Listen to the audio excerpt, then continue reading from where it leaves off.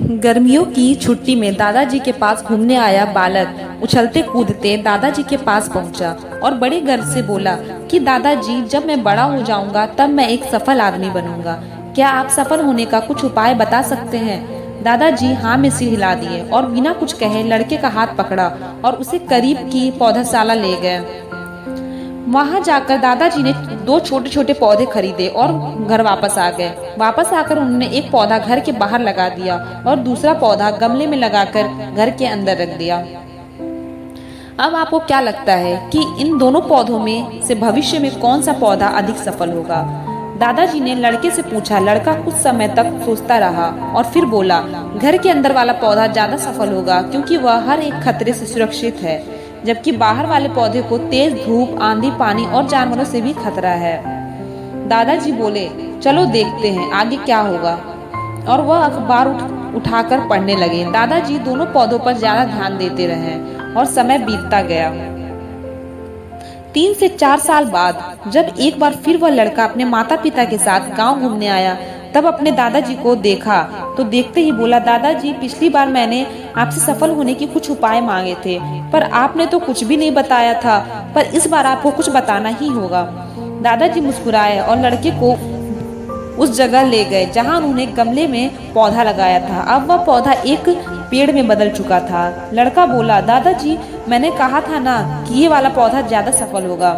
दादाजी ने बोला कि अरे, पहले बाहर वाले पौधे का हाल तो देख लो। और ये कहते हुए दादाजी लड़के को बाहर ले गए।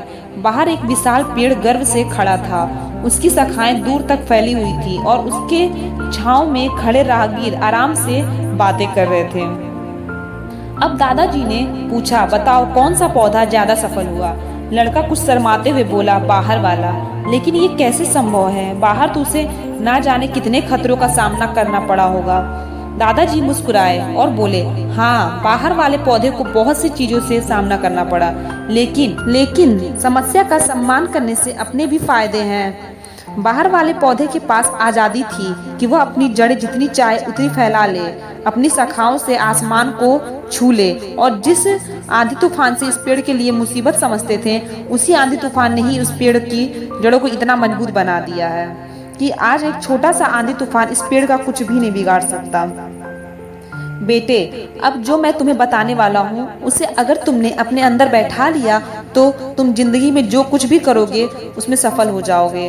उन्होंने बोला कि अगर तुमने जीवन भर सिर्फ अच्छी विकल्पों को ही चुनते रहोगे तो तुम कभी भी उतने सफल नहीं हो पाओगे जितनी तुम्हारी क्षमता है।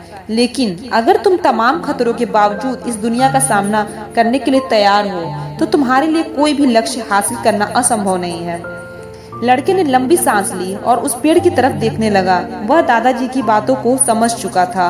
आज उसे सफलता का एक बहुत बड़ा सबक मिल चुका था कि जीवन में हम जिन रुकावटों को बड़ा समझते हैं, अपना शत्रु समझते हैं, वही हमें मजबूत और जीवन में बहुत ज्यादा सफल बनाती हैं।